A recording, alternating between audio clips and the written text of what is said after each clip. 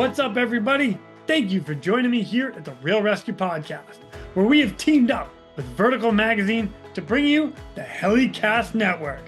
We're alongside the Hangar Z Podcast, the Helicopter Podcast, Vertical MRO Podcast, and the Valor Flight Crew Podcast. Go check them all out, verticalhelicast.com. Now let's shout out our sponsors for this episode. Blue Drop Training and Simulation. They design and develop advanced training solutions. Check them out at bluedropts.com. Metro Aviation. Their mission, to provide the safest and highest quality aircraft operations, completions, and maintenance. Check them out at metroaviation.com. And Precision Aviation Group. Get off the ground with tip-to-tail solutions. Check them out today at precisionaviationgroup.com. Now, coming up next in this episode, we are joined by a guy who is a pilot as well as a safety professional. He tells us of a story where an incident had happened at work and he needed to lend a hand to help rescue those guys in need. That rescue turned into a full PowerPoint presentation. He has presented this to multiple areas and now he's here to share it with us. But first, let's get some fun facts about him. He completed his master's degree at Embry-Riddle. He was only taking one class a semester, so it actually took him 4 years to complete. He hiked the same mountain twice in one day. When he got down to the bottom of the mountain the first time, someone asked for directions, and instead of just telling them, he was a gentleman and a personal escort to take them up the mountain and back down again. He rode 36 rides at Disneyland in one day with his oldest son. He got his money's out of that day for sure. He has 3 sons, and each of them are his own father's revenge. Now, for the boy's mother, she should be put in for sainthood. Ladies and gentlemen, please welcome our next guest, pilot and safety professional, Mr. David McColl. My name is Jason Quinn. I am United States Coast Guard Rescue Swimmer number 500. These are my rescues and rescues from those of us that put our lives on the line every day so others may live. This is the Real ResQ Podcast.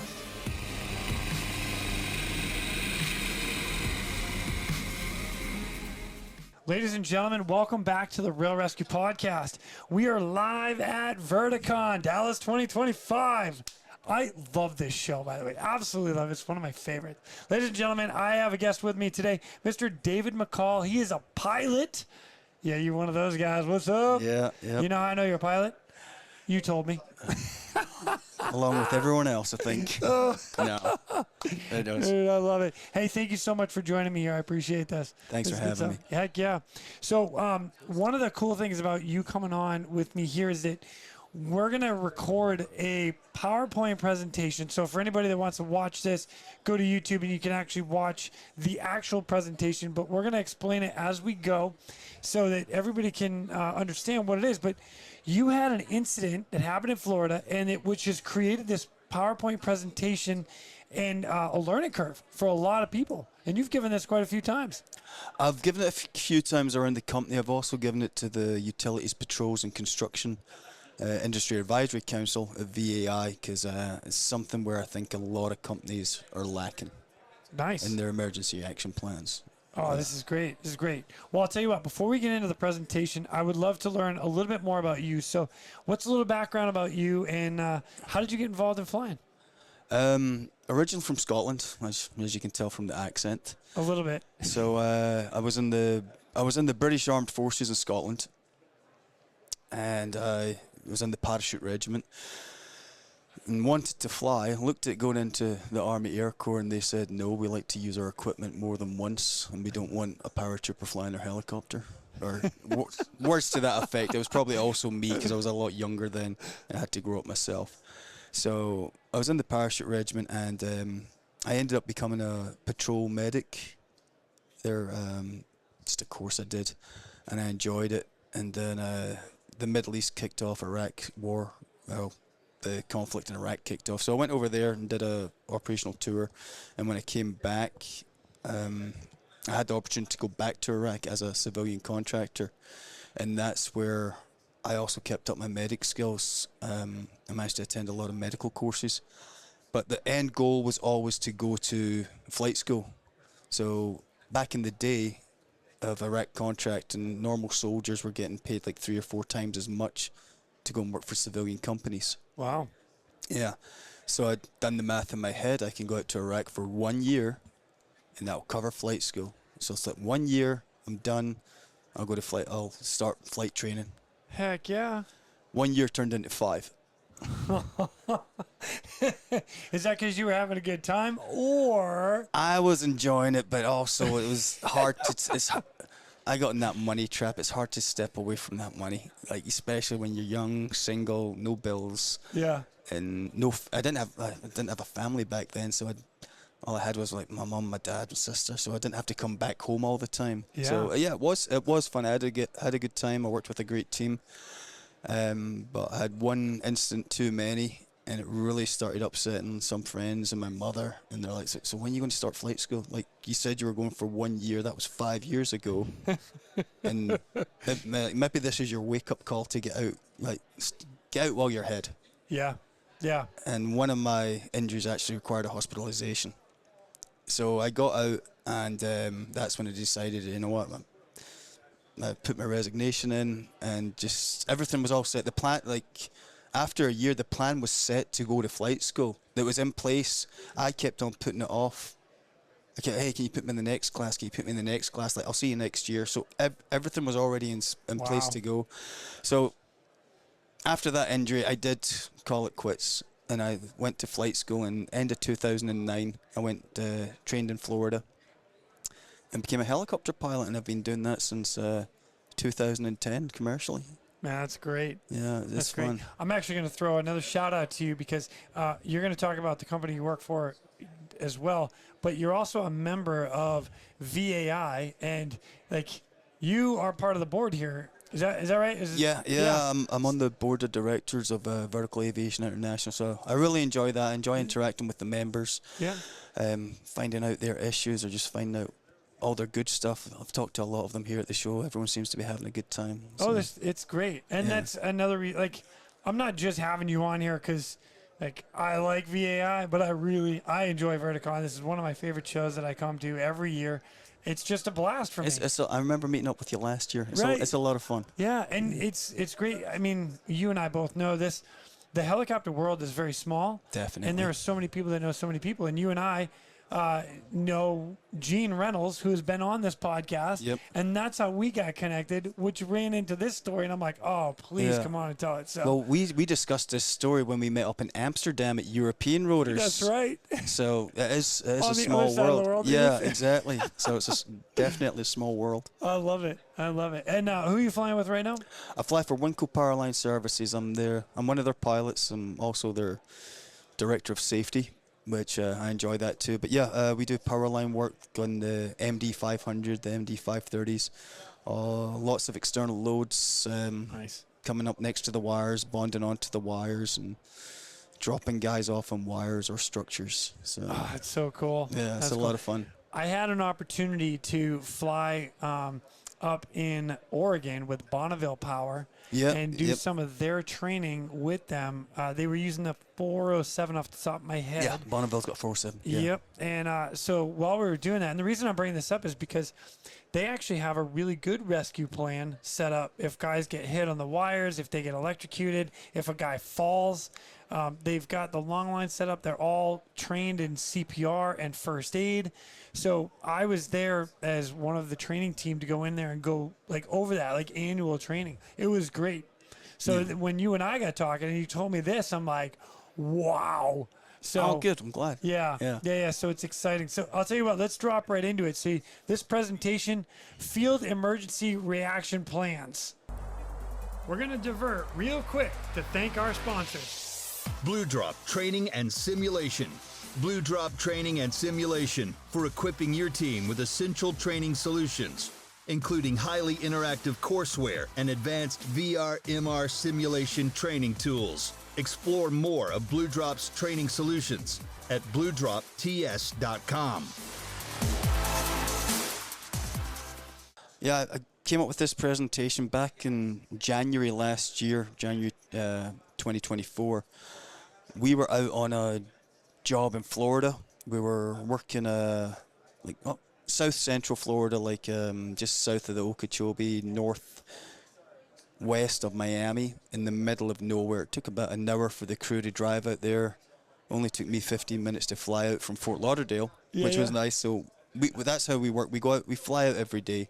So we pick an airport close to our work site, and we usually set up shop for however long that job's going to last. 2 weeks, could be 3 months.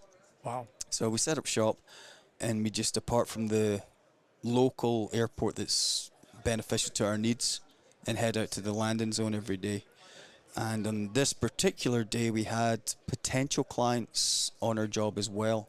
They wanted to come out and see how we do business, how we work, because they're trying to get us back on their system. Nice.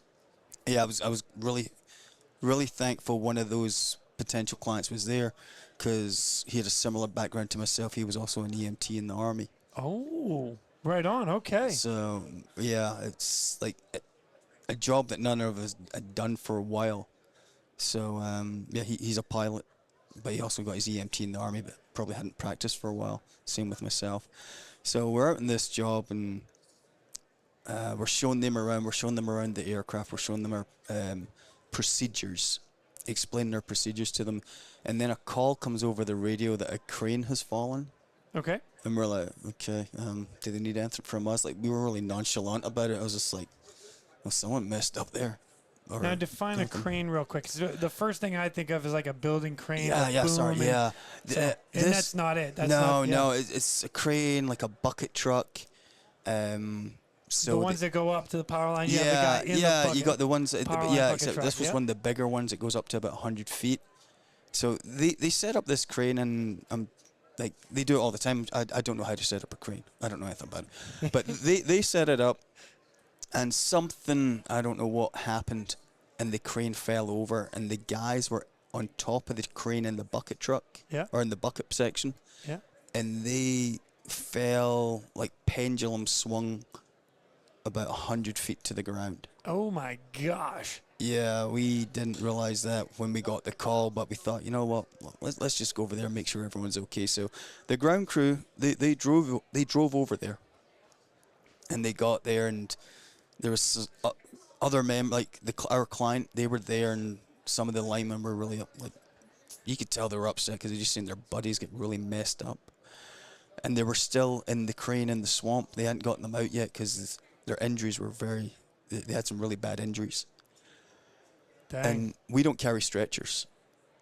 So we got out there, and one of the linemen, a gentleman called Chad Allen, he sees this, and he's like, hey, grab the tailgates, man.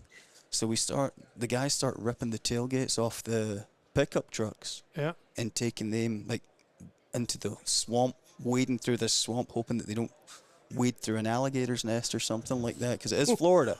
Oh my! So I got to paint this picture a little bit more, because this bucket truck it was extended all the way out and fell, but it didn't hit the ground. It hit the swamp. That was probably a saving grace. Yeah, it dropped. So you see this bucket truck and the bucket in the swamp. Yeah. And the reason you're talking about the tailgates is you're trying to find a way to get through the marsh out to them. And lift them back. These guys couldn't walk by themselves. One of them, they had some pretty severe injuries and they couldn't walk. So we had to. And I'm glad the guys didn't just want to drag them out or lift them up, because their injuries were very severe. Right. So they actually used the tailgates as a stretcher. Wow. And that's something that we got around the company. Like, hey, I know we don't carry stretchers, but if this ever happens in the future, you've got use of your tailgate. Yeah. And that's actually a really good idea.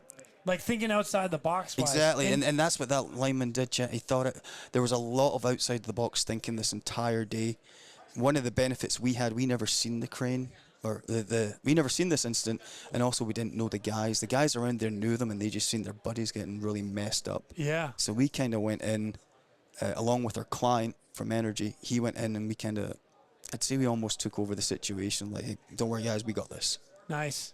So we were helping them out. They were still there helping us. They were helping us with our med kits, and so we got over there. And the important thing here is the golden hour. So the golden hour in medicine, if you get a traumatic injury, Yep. your best chance of survival is being getting seen by advanced care within 1 hour. Agreed. So I've been passing this on to everyone. When that clock starts ticking, an hour goes real fast. Oh yeah. It's like time doubles. It's almost like being at VERTICON and trying to fit everything in the day. Yeah, Forget the hour. Yeah, you're like, all right, I've got 1 hour to get these guys out, and in this situation, it didn't happen. Oh but my we had a gosh. lot of luck. We had some luck on our side, but some things did go wrong that day for as well. So this crane, like I say, we're working about 30 miles to the west of Fort Lauderdale, which is South Florida. Okay. In swampland. Okay. There's nothing around us. It probably takes about an hour and a half to drive out there because there's the roads. Some of the roads aren't roads; they're more like right-of-ways. So you go through gates. You have to open gates if you've even got the key for the gate. Wow. So Okay. we went out there, started the day as normal. This crane falls over at 9:30, so that's when our clock starts ticking. We show up on the scene at 9:40, and that's when the tailgates start coming off the back, and the guys start going into the swamp and rescuing them and getting them from where they can actually receive care. We get them to like a casualty collection point, just get them out the swamp. So we had 2 casualties. They both fell from 100 feet. We got the tailgates off and started getting them out to a casualty collection point. And by sheer luck on this time, in the past, all of our vehicles have first aid kits, but sometimes it's a tick in the box. Yeah. It's just like, oh, you got a first aid kit? No. Head out to the store and buy one. Doesn't matter. Just get a first aid kit in there. Like, we think of it for cuts or sprains or something, but by luck, we actually had a trauma pack. I started putting trauma packs in the vehicles. Nice. Oh, super smart. So initially it was like, how much is this going to cost? Yeah. And they're like, oh. But then once we used it once, I was like, yeah, make sure all those vehicles are outfitted. Yep.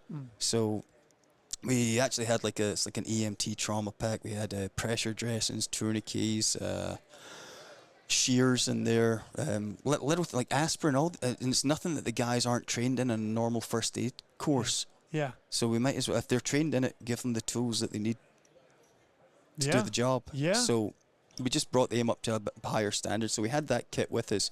The guys got the casualties out, and you could tell they were in a really bad way. Like, their vitals were there. They were not looking good. So me and Steve from Energy, we started cutting the clothes off them.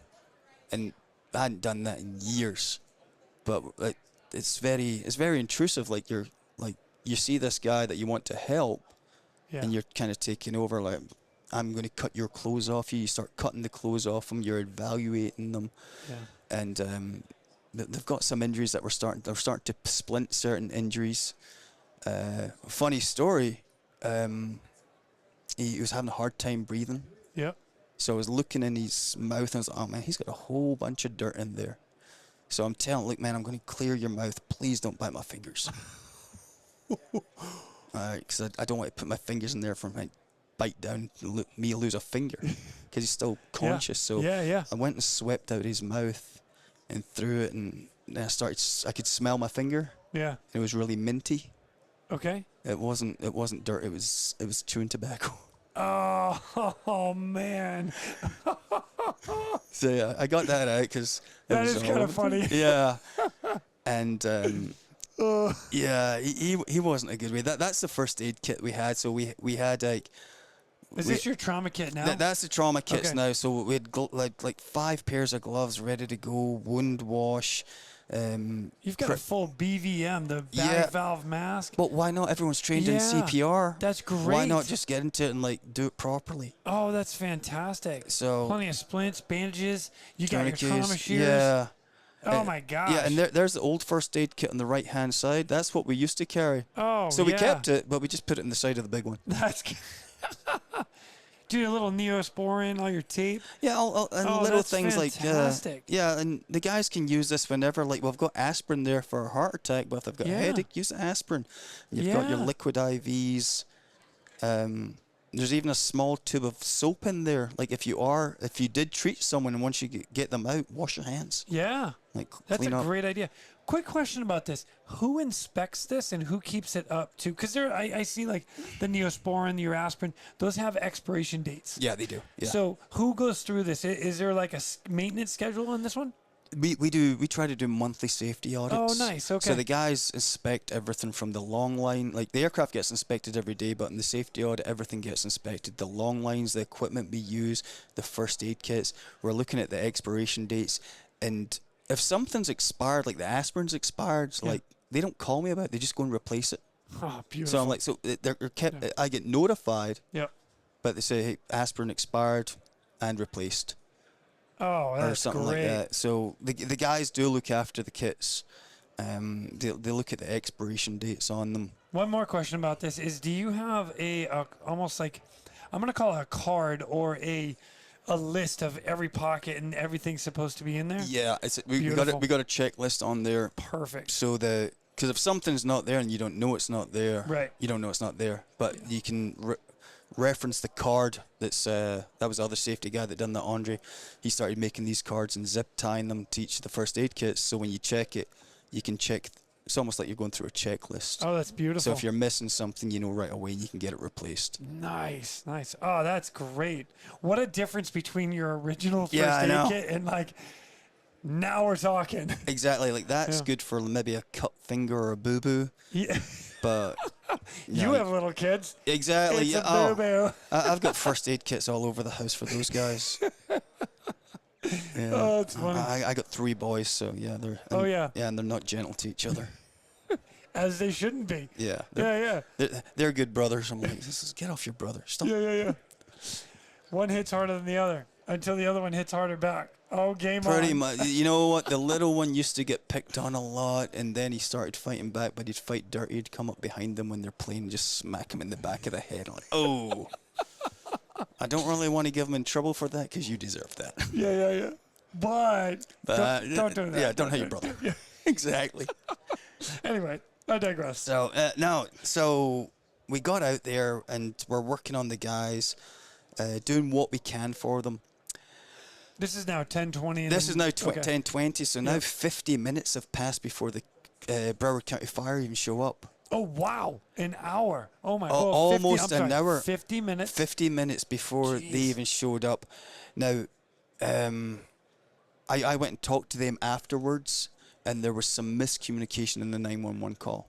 Okay. We specifically were saying, hey, we need some helicopters out here to get these guys out. And Trauma Hawk from West Palm Beach, they launched 2 of their S-76s, but somewhere in translation, the coordinate system didn't go through. We operate in decimal, gotcha. like decimal degrees. Okay. And I think they operate decimal degree minutes.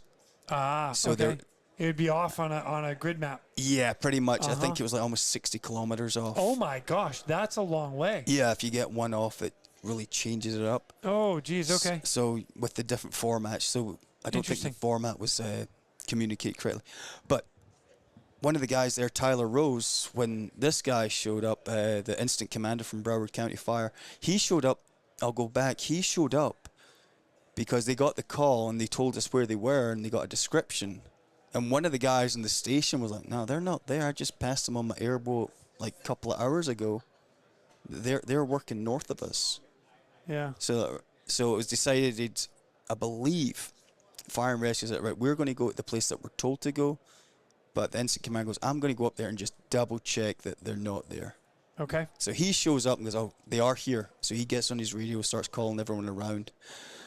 That didn't get to the helicopters that had launched from West Palm Beach. One of our guys, Tyler Rose, he pulled up Flight Aware, which is an app where you can track tail numbers and stuff. So he pulled up his app and we just took a guess at what helicopters was because we knew Fort Lauderdale didn't have an air asset at the time.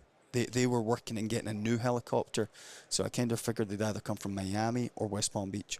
Nice. Okay. And we could see the helicopter in real time traveling south from West Palm Beach. So it went right past us south, almost down to Miami. So they flew out of West Palm Beach. Flew out of West Palm Beach, came south past Boca Raton, past Fort Lauderdale, and I think they almost ended up round about Hialeah.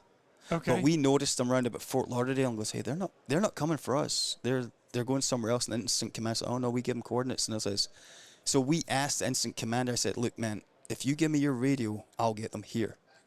And he was a wee bit weary, like, he's a commander. That's his. He was a wee bit weary about passing his radio off to a civilian he does not know. Correct. To talk to these aviation assets. But I said, look, if you give me the radio, you can listen into everything. I'm going to direct them in. So he gave me his radio, and I can't remember their call sign. I think it was Tomahawk 1. Okay. So I got in touch with... That's what we're going to call it. Yeah, that's what we'll call it. Yeah. Oh, yeah. Tomahawk 1. Oh, they done a great job. So I was like, Tomahawk 1, this is Scene Commander, because that was his call sign. Nice. So he gave me the call sign. This is Scene Commander. And we gave them a vector, which in aviation terms is a heading and a direction. So they got in touch with me. Go, what's going on? We're heading to your location. Like, I don't think you are. We are 30 nautical miles on a bearing of 300 degrees from Fort Lauderdale. And he came back and was like, all right, copy, 30 nautical miles from a bearing of 300 from Fort Lauderdale. I was like, yes, sir. And then Tyler is looking at his phone and he sees the aircraft start turning. Oh, snap. Yeah, so Awesome. so they're right on us and they're coming in. We've already cleared the landing zone for them for all the trucks. Another funny thing was because we flew over there and we had the 500 parked underneath the power lines. Yeah. One of the guys like, all right, yeah, well, when the EMS helicopter comes in, they can park next to the 500s. Like, they ain't going to do that, dude. I don't think these guys want to land underneath power lines. No. No, most. I don't know a pilot that does want to land underneath power lines. Yeah, let's throw that out there. Yeah, most guys do not land underneath power lines. So I was like, trust me, they're going to be at that spot over there. Across the river, like there was a little waterway almost. There was a big circular piece of concrete, and he said they're going to want to land there. And it just so happened that was one of their designated landing zones because they've got designated landing zones all over the state. Yeah. And that was one of their designated landing zones. So when they came in, they orbited around us, and they came in and landed. We're going to divert real quick to thank our sponsors. Metro Aviation. Metro Aviation, the world's largest family-owned aeromedical operator, offers comprehensive aircraft services with 140-plus aircraft in over 25 states. The Completion Center installs medical and law enforcement kits and avionics, serving diverse aviation needs including offshore, utility, VIP, and corporate sectors. And but sorry, digress again.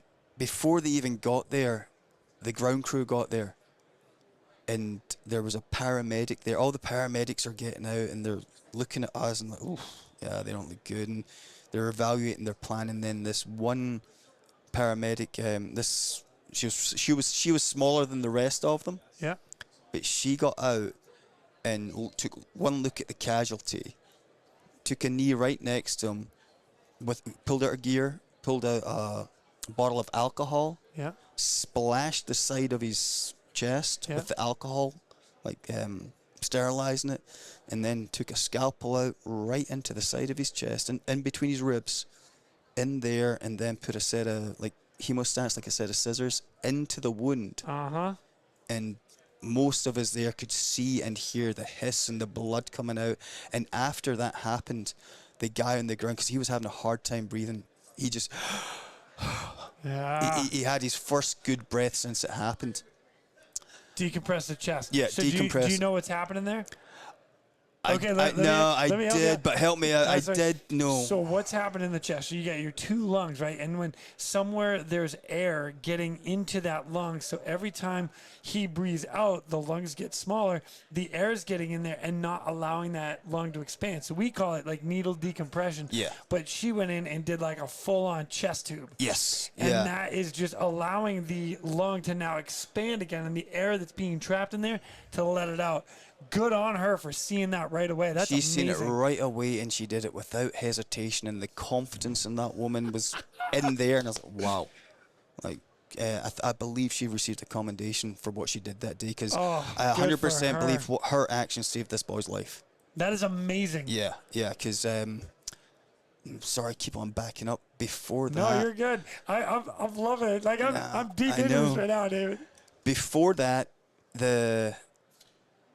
he started giving messages, and from my time in the military and in Iraq, when just in general, and this really like made my throat dry, my mouth dry. I was like, oh, wasn't going to cuss, but I was going to cuss. That's what's going through my head. I'm like, oh fuck. Yeah. He's saying, hey, tell my wife and kids I love them, and I'm like, wow, because in my humble experience, when people start passing on messages, they generally die. Right. That's what I noticed. Like, that's them giving their goodbyes. They feel the end coming. Yeah, and they want to make sure that their messages are getting passed. So that was. I just got chills right now. Yeah, no, me too, because I was like, oh, and I just remember, I was like, oh, please don't let him die here. Don't let him die. So, they arrived, and when she decompressed the chest, he got his first good breath, so I got a little bit more hope. But the other thing was, they'd taken over now, so I was like, cool, we do not need to treat them. Yeah. And this, probably by that time, what was that? That's about an hour after the incident happened. So our golden hour is up. We're working on borrowed time now. Yeah. So yeah. And then 5 minutes after that, the helicopters show up, Trauma Hawk. They show up. They come out with their gurneys and stretchers, and they don't even shut off the helicopter. It's an S-76. They can put the aircraft at idle and stop the rotor system, which they did, but it was still running. Oh, interesting. Yeah, so they didn't have to start up their engines again. The engines were still running, but the rotor system was disconnected. I don't know how it works. I think there's a rotor brake. I think you can take one engine offline and pull the other engine to idle. And then put the rotor brake on. And rotor brake on, it won't, and it will not. So wow, I like the H-60 has a rotor brake. I've been in a couple other aircrafts that have a rotor brake, but I've never known somebody to do that. That's interesting. Yeah, well, the H-60's got an APU, like an auxiliary power unit. So you could shut off both engines, leave the APU running, and and start them very quickly. But the S-76, I was pretty sure it didn't have an APU. I wasn't sure then. But you could hear the engines running. So I was actually confused, like, how did they shut off the blades? But they did. That's awesome. I'm unfamiliar with that aircraft. Wow.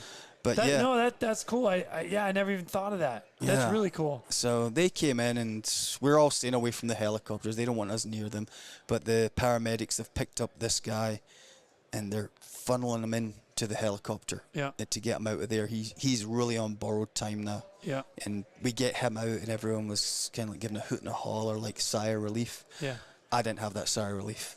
Because I was thinking, I hope that works out well. I was like, I really hope. There's still a transit time from your experience. Yeah. And I get it. Your experience goes, just because you get them into the helicopter, they still have to get to a hospital and they get stabilized. And there's a process. Yeah, and we just done a small part of it. So he was gone, and everyone was like, he's out, good job. And I was like, let's see what happens. Yeah. Because I was worried about that guy. The other gentleman that got injured, he wasn't as bad. He was breathing by himself. He was conscious. He was pretty scared because he just seen his buddy getting really messed up. Yeah. So he went out on the second flight. So the first helicopter came in, took out the casualty that was worse, the priority casualty. Yep. They left, and then the other aircraft came in and landed. And the other casualty, same thing, in a gurney, was good to go. They put him in the aircraft, and he left. I think he had some broken bones and pelvis, like still very serious injuries. Yeah. Yeah, the second casualty got evacuated at like 11 o'clock. So from time of accident to time of both casualties getting out is an hour and a half. So we were working on 30 minutes of borrowed time just in the landing zone. I'm going to throw this out there and be like, you know what? That's actually really good from dispatching a helicopter to on scene. Oh, yeah. And especially with the miscommunication. Yeah. Yeah. Now, I am on board 100% with your golden hour. That's something that's emphasized in us, especially with heart attack victims and just getting them to care. Stroke victims, golden hour, golden hour, golden hour. But that's pretty good, yeah? Man, I'm pretty excited right now to see an hour and a half, and you're getting a second casualty evacuated out of that area. Yeah, Wow. it was good. Yeah, and once he left, we started cleaning up. One thing that we didn't wash our hands, which was kind of like in the after action report. Like, man, none of us washed our hands after that. So, And you were pulling dip out of somebody's mouth. we were pulling dip, and there was blood and there was fluids and all that. So Yeah. it wasn't a bit. We washed our hands when we got back to the airport because we didn't go to work that day. We were like, all right, we good? I was like, yeah, we're good. It's like, Yeah. let's head back. So, Smart move. Yeah, we started the aircraft and headed back to Fort Lauderdale, and I met up with our management team were there. They took us out to lunch, and our potential clients were there. Poor guy, nice pair of jeans on. It's all covered in swamp water and all the rest of it. That's Steve Judd from Energy. Yeah. So, and he did a fantastic job. Like, I was working on one, he was working the other. Like, we're cutting clothes off, and he's like, Dave, need the shears. We're throwing him shears. And our mechanic, Ryan, he's got the first aid kit, and we're calling it orders to him. As like, I need trauma dressing. He's passing it over to us. We're splinting limbs. Yeah. So it really took me back to a long time ago where I didn't think I'd ever be doing that again. And Wow. and Steve from Energy, he didn't think he would be doing that either. Yeah. So we were both doing that, but we ended up at lunch afterwards and we were talking about and he was also worried for that kid that went out. Like, let's see what happens. But It's amazing when I look at stuff that my training, the training you went through the military and like back in the day, how it comes right back. oh yeah, Holy shit. it's there. It's impressive. Yeah. Like it's second nature. Click, go. Yeah. Just drop it right in. something that you keep in the back of your mind for Yeah. years, and it just Yeah. like, all right, there you go. Yeah. You can use this now. Calm the chaos. Exactly. Yeah. So, I think they definitely suffered life-altering injuries. I don't know the two gentlemen. That was the only time I ever met them. I did talk to the paramedic that treated them, and she helped them a lot. She saved that kid's life that day. But when their families came down, she helped them as well. She made sure, like, she's like, oh, where are you staying at? No, don't stay there. You can stay right here closer to the hospital. Yeah. So she did a lot of work for them as well, and she was the one that told me of the outcome of them. Okay. So, like, they both lived, which was No nice. kidding. Yeah, Oh, both of them wonderful. lived. So yeah, I was It's a happy to hear happy that. ending story too. For the man. most part, just getting home after those injuries, I think, is a happy ending story. Hell yeah. So, yeah. Wow. Yeah, I was real happy about that. And after that happened, it went around the company and they were like, yeah, upgrade every single first aid kit. We want one of those in every single vehicle. We went around emphasizing our 911 calls. I was like, guys, make sure when we're doing these 911 calls, tell them exactly where we are. Tell them what we want. Like, we may get it, we may not, but tell them exactly where we are and tell them we work in a lot of remote locations. Yep. Make sure you're translating what format that coordinate is in. So, like, we'll give them the coordinates of where we are, and, like, it's a decimal format. What we actually did, or what I actually did was, we've got this thing called a 911 sheet now, Yep. and it's our 911 call written out minus the casualties. We don't have any casualties yet, but where we specifically are, including the vector, we basically took the military 9 line Oh, excellent. and got rid of the last 2. Like, we don't care about troops or chemicals or anything like that. Yeah. So, Yeah. yeah. Oh, that's fantastic. Super smart. Yeah, so Yeah. we kind of used that. We started practicing our emergency reaction drills more in the field and also at management level. So, like twice a year, the management will just get on a phone call and there'll be a fictitious scenario. And we go through it, not in real time, but things get speeded up. But one of our safety guys, Greg Stein, he's real good at it. Yeah. And he'll give us a fake tail number, a fake pilot's name. He'll give us the pilot's father's name or the pilot's wife's name and the phone number. And we're like, okay, we like one of the girls, Michelle, like, all right, Michelle, you give them a call and notify them what's happening. We need to get the family down to, like, wherever it is. Like, we need to get the family to New York. They live in Montana, so if you arrange flights, we need to get in touch with HR, get the insurance rolling for these guys. There was so much to it that I just didn't realize until he went through this emergency reaction plan. So yeah, we practice them twice a year now, and one of the things that came up, we really need to look out for these families. These families shouldn't be looking for, okay, we'll be there, let me get flights. Like, no, we've got your flight sorted, we've got your hotel sorted. Wow. Just get in the plane, someone's going to meet you when you land, take you to your hotel, take you to the hospital, whatever you want. So that was a good outcome as far as how we changed the way we do business, almost, or not business, but how we would react to these things, things that we need to take into consideration.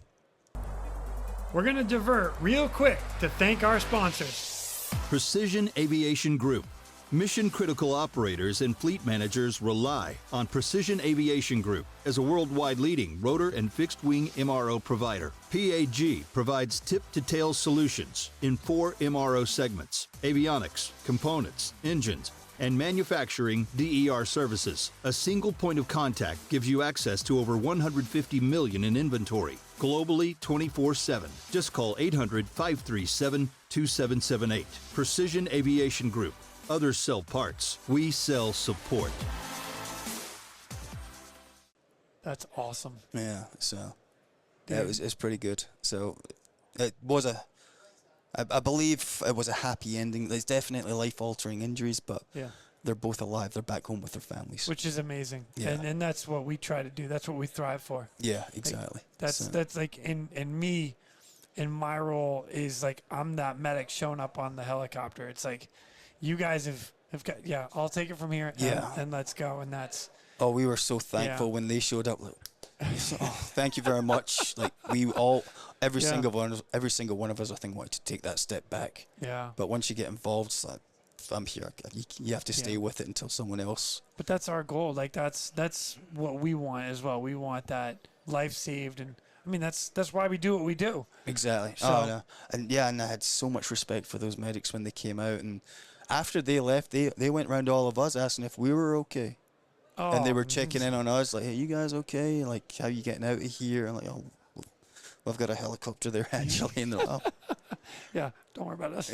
Yeah, exactly. So, everyone on that day worked out really well. And we had some good management there. They were contacting the 911 calls. They were letting the upper management know from something that was such a bad situation. Yeah. I think as it evolved, it worked out to a good ending. Man, that is incredible. Yeah. David, this is all. You know, you and I talked about this at European Rotors, and I was like, whoa.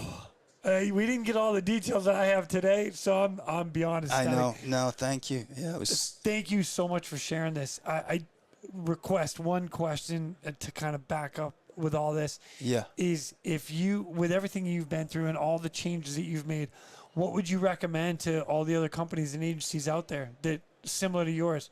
Get training. Like, I think, I know in the military, when you had to do your, and this definitely changed. When I went in, it was before, like, the global war on terrorism. Yep. And our first aid kit, and the individual first aid kits in the military back then was a pressure dressing.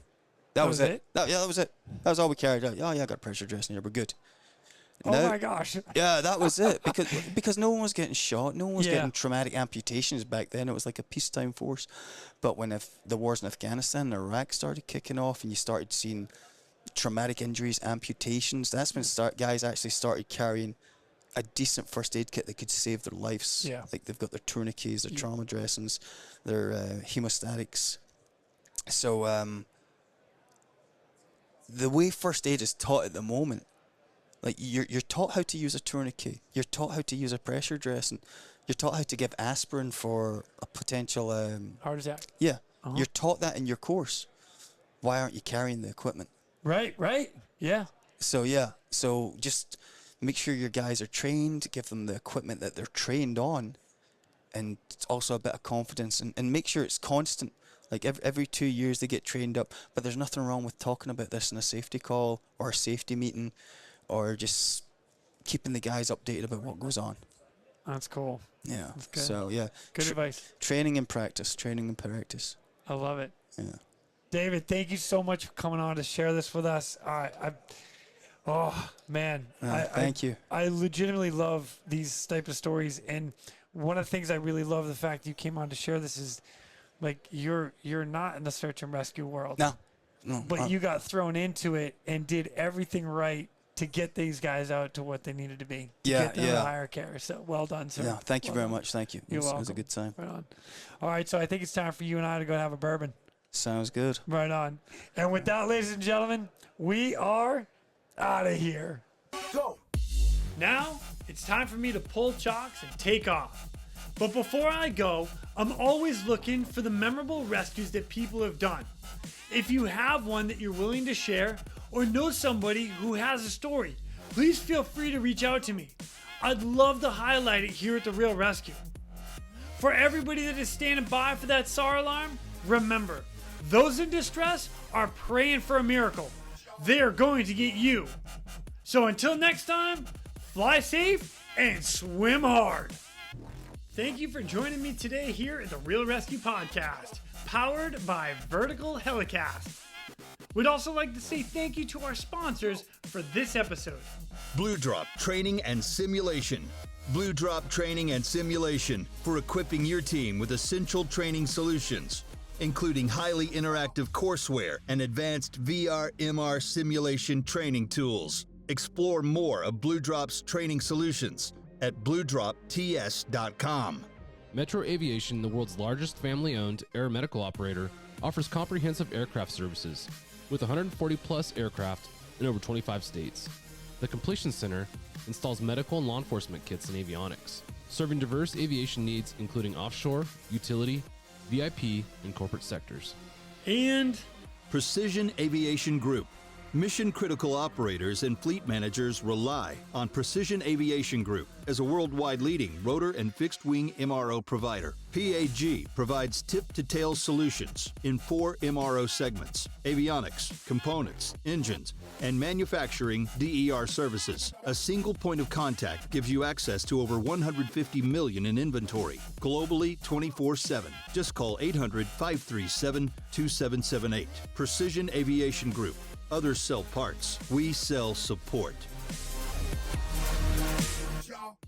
David, I got one more question for you. And this Tony Weber told me to ask you this, and that is, what do you wear underneath your kilt? Yeah, I wear that every now and then. What do I wear underneath my kilt? Yeah. All right, I got an answer for you. My dad gave me this answer. If you're in high school or you're in a class and you've got a question, Yeah. what do you do? Answer it? No, you've got a question. If you're in a I class, raise my hand. exactly. Okay. That's how you'll find out what's underneath my kilt. Raise your hand. Yeah. Raise my hand. Underneath the kilt. Oh my gosh. I think there's another answer there for Tony, isn't there? You got a couple, don't you? I got a couple. Yeah, it's like coming from the parachute. It's called going commando. Yes, well aware of it. But no red-blooded paratrooper says they go commando. We usually say we go clean fatigue, and clean fatigue is when you jump out of an airplane without equipment on, with nothing on you. It's just a fun jump, so they call it. So it's either like we go clean fatigue or go commando or something like that. But no, you don't wear anything underneath the kilt. Excellent. Don't break tradition. Good to know. Yeah. Thanks, brother. Thanks, man. Later.